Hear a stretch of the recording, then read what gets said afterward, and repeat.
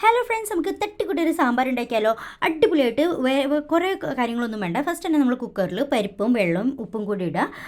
അതുകൂടാണ്ട് ഞാൻ കുറച്ച് വെജിറ്റബിൾസ് ആണ് കാണിക്കുന്നത്. ഞാൻ ഇതിലിടാൻ പോകുന്നത് തക്കാളി, ഉരുളൻകിഴങ്ങ്, ക്യാരറ്റ്, വെണ്ടയ്ക്ക ആൻഡ് സബോള. അത് കൂടാണ്ട് മുരിങ്ങക്കോലുണ്ട് കേട്ടോ.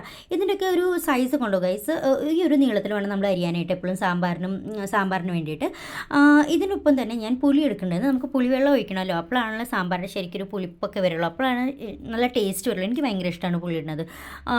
നിങ്ങളുടെ എന്താ അഭിപ്രായം അത് കമൻസിൽ എനിക്ക് അറിയിക്കാം കേട്ടോ. അപ്പോൾ ഞാൻ കുറച്ച് പുളി എടുത്തു, അതിൽ വെള്ളം ഒഴിച്ചിട്ട് അത് നന്നായിട്ട് കുതിർത്തി അതിൻ്റെ പൾപ്പൊക്കെ സെപ്പറേറ്റ് ആക്കി എടുക്കുന്നുണ്ട് കേട്ടോ. അത് നന്നായിട്ട് സെപ്പറേറ്റ് ആയിട്ട് കിട്ടണം. പിന്നെ നമുക്ക് ബാക്കി വരുന്ന വേസ്റ്റൊക്കെ എടുത്ത് കളയാം. ആ ജ്യൂസ് മാത്രമായിട്ട് നമുക്ക് സാമ്പാറിലിടണം. ഇതിപ്പോൾ ഞാൻ കുതിർത്തി വെക്കാനായിട്ട് ആദ്യം തന്നെ ചെയ്ത് ഇത് സൈഡിലാക്കി വെക്കുക. അതിൻ്റെ ഒപ്പം തന്നെ കുക്കറിൽ 2 വിസിലായതിനു ശേഷം നമ്മൾ ആവശ്യത്തിന് വിസിൽ, ഫസ്റ്റ് ഓഫ് ഓൾ ഒരു വിസിലോ 2 വിസിലോ ഓരോരുത്തരുടെ കുക്കറിൻ്റെ സൈസ് അനുസരിച്ചിട്ടാണ്. എനിക്കിവിടെ ഇപ്പോൾ 2 വിസിൽ മതിയായിരുന്നു. 2 വിസിലായപ്പോൾ തന്നെ നോക്കിയോ ഗൈസ്, നന്നായിട്ട് പരിപ്പ് ഉടഞ്ഞ് കിട്ടിയിട്ടുണ്ട്. എല്ലാവരും പറയും സാമ്പാറിന് പരിപ്പ് നന്നായിട്ട് ഉടയണം, അപ്പോഴാണ് യഥാർത്ഥൊരു സാമ്പാർ ആവുള്ളൂ എന്ന്.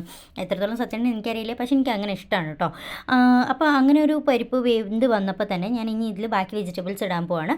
ഫസ്റ്റ് ഞാൻ ഇടാൻ പോകുന്നത് എല്ലാം ഒരുമിച്ചല്ല ഇടുന്നത്. ആദ്യം തന്നെ ഞാൻ നല്ല ലൈക്ക് ഉരുളൻകിഴങ്ങ്, ക്യാരറ്റ് അങ്ങനത്തെ വെജിറ്റബിൾസാണ് ആദ്യം ഇടുന്നത്. കാരണം ഇത് ഞാൻ ഒന്നും കൂടി ഇട്ടിട്ട് വിസിലടിക്കും കേട്ടോ. അപ്പോഴാണ് ഇതൊന്നും വെന്ത് കിട്ടുള്ളൂ. ക്യാരറ്റും ഇതൊക്കെ വെന്ത് കിട്ടുള്ളൂ. അപ്പോൾ ഇതൊക്കെ ഇട്ടിട്ട് ഇപ്പം ഞാൻ ഈ ഒരു സമയത്ത് നോക്കുമ്പോൾ വെള്ളം കുറച്ച് കുറവാണ്. അപ്പോൾ ഇത് നിങ്ങളും ശ്രദ്ധിക്കണം, നിങ്ങൾ ഉണ്ടാക്കുമ്പോൾ വെള്ളമൊക്കെ എത്ര ഉണ്ടെന്ന്. അപ്പോൾ ഇവിടെ ഞാൻ നോക്കുമ്പോൾ വെള്ളം കുറച്ച് എനിക്ക് കുറവായിട്ട് തോന്നി. അപ്പോൾ ഞാൻ കുറച്ചും കൂടി വെള്ളം ഒഴിച്ചിട്ട് ഇളക്കിയിട്ട് ഒന്നും കൂടി കുക്കർ അടച്ച് വെച്ചിട്ട് 1 വിസിലോ 2 വിസിലോ ഞാൻ അടിക്കും കേട്ടോ. അത് കഴിഞ്ഞിട്ടാണ് ഞാൻ ഇനി ഇത് 2 വിസിൽ കഴിഞ്ഞതിന് ശേഷമാണ് ഞാൻ ബാക്കി വെജിറ്റബിൾസ് ഇടുക. അപ്പോഴേക്കും നമ്മുടെ ഉരുളൻകിഴങ്ങും ക്യാരറ്റൊക്കെ നന്നായി വെന്ത് കിട്ടിയിട്ടുണ്ടായിരിക്കും കേട്ടോ. ഉടയില്ല എന്നാൽ വെന്ത് കിട്ടും. ഇത് കഴിഞ്ഞിട്ടാണ് നമ്മൾ ബാക്കി വെജിറ്റബിൾസ് ഒക്കെ ഇടുന്നത്. തക്കാളി, വെണ്ടയ്ക്ക, മുരിങ്ങാക്കോല് ഇതൊക്കെ ഇടുന്നത്. സബോള ഞാൻ ഇതിലിട്ടിട്ടില്ലേ, ഞാൻ സബോള ലാസ്റ്റ് കാച്ചാനായിട്ടാണ് യൂസ് ചെയ്യാറ്. ഓക്കെ, അപ്പോൾ ഇതൊക്കെ ഇട്ടിട്ടൊന്ന് ഇളക്കി കൊടുക്കുക നന്നായിട്ട്. എന്നിട്ട് ഇത് അടയ്ക്കാണ്ട് തന്നെ നമുക്ക് ബോയിൽ ചെയ്യാം. ആ ഒരു സമയത്ത് തന്നെ നമുക്ക് ഇതിൽ മുളക് പൊടിയും സാമ്പാർ പൊടിയും ഇടാം.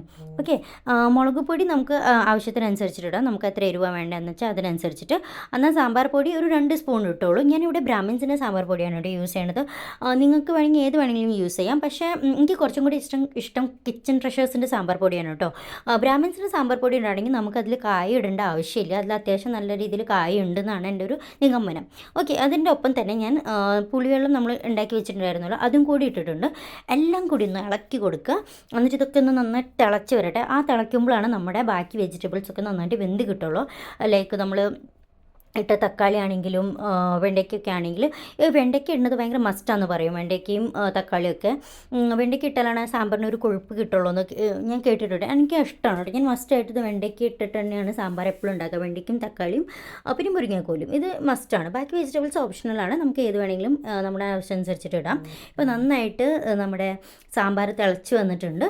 അപ്പോൾ തന്നെ നമുക്ക് പെട്ടെന്നൊരു കാച്ചി കൊടുത്താലോ. ഞാൻ ചട്ടി വെച്ചിട്ടുണ്ട്. ചട്ടിയിൽ ഞാൻ കുറച്ച് സൺഫ്ലവർ ഓയിൽ ഇട്ടിട്ടുണ്ട്. നിങ്ങൾക്ക് ഏത് ഓയിൽ വേണമെങ്കിലും യൂസ് ചെയ്യാം. കുറച്ചും കൂടി നല്ലത് കോക്കനട്ട് ഓയിൽ അല്ലെങ്കിൽ സൺഫ്ലവർ ഓയിലാണ്. ഞാൻ അതിൽ തന്നെ കടുകും പിന്നെ ഉലുവയും കൂടി ആഡ് ചെയ്തിട്ടുണ്ട്.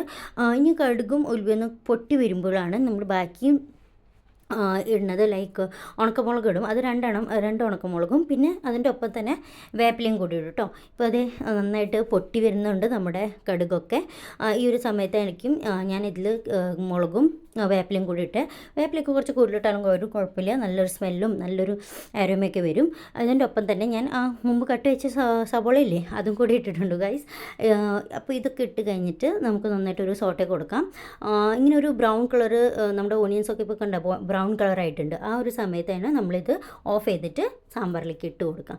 ഓക്കെ, ഇവിടെ ഞാൻ സാമ്പാറിലേക്ക് ഇത് ഇട്ട് കൊടുത്ത് എല്ലാവരും ഇതിൽ തന്നെ ലാസ്റ്റ് ചെയ്യിപ്പിക്കും. പക്ഷേ ഞാൻ ഇതിൻ്റെ കൂടെ തന്നെ കുറച്ചും കൂടി മസ്റ്റായിട്ട് നമുക്ക് ഇടാനുള്ളതാണ് മല്ലിയില ഇട്ടാലാണ് ശരിക്കും നല്ലൊരു സാമ്പാറിൻ്റെ ഒരു സ്മെല്ലും ടേസ്റ്റൊക്കെ വരുള്ളൂ. അതിൽ പറയുമ്പോൾ തന്നെ നല്ലതായിട്ട് എന്താ പറയുക, നല്ല ചൂട് ചോറിൻ്റെ കൂടെ കഴിക്കാനും ഇഡ്ഡലി സാമ്പാറിൻ്റെ ഒക്കെ കൂടെ കഴിക്കാൻ നല്ല ടേസ്റ്റ് ആയിരിക്കും.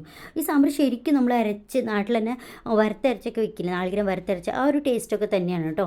ഒരു വ്യത്യാസമില്ല, എനിക്കങ്ങനെ വലിയ ഡിഫറൻസ് ഒന്നും തോന്നിയില്ല. അന്ന് എളുപ്പത്തിൽ ഉണ്ടാക്കുകയും ചെയ്യാം. നമ്മൾ സാമ്പാറൊക്കെ എന്ന് പറയുമ്പോൾ ഭയങ്കര ടെൻഷനല്ലേ, അപ്പോൾ എളുപ്പത്തിനുണ്ടാക്കാം. നമുക്ക് ഇതൊക്കെ പകർത്തി ഇനി ഒരു പ്ലേറ്റിലേക്ക് ആക്കിയിട്ട് നല്ല ചൂട് ചോറിൻ്റെ കൂടെയും അല്ലെങ്കിൽ ഇഡ്ഡലിയോ ദോശയോ എന്തിൻ്റെ കൂടെ വേണമെങ്കിലും കഴിക്കാം. നല്ല ടേസ്റ്റാണ് ഗൈസ്. നിങ്ങൾക്കൊക്കെ ഇതിങ്ങനെ ഈ ഒരു രീതിയിൽ ഉണ്ടാക്കി നോക്കിയിട്ട് എങ്ങനെയാണെന്ന് ഒന്ന് അഭിപ്രായം പറയൂ. എന്തെങ്കിലും കമൻസ് ഉണ്ടെങ്കിൽ താഴെ അറിയിക്കാം കേട്ടോ. അതുവരെയ്ക്കും ബൈ.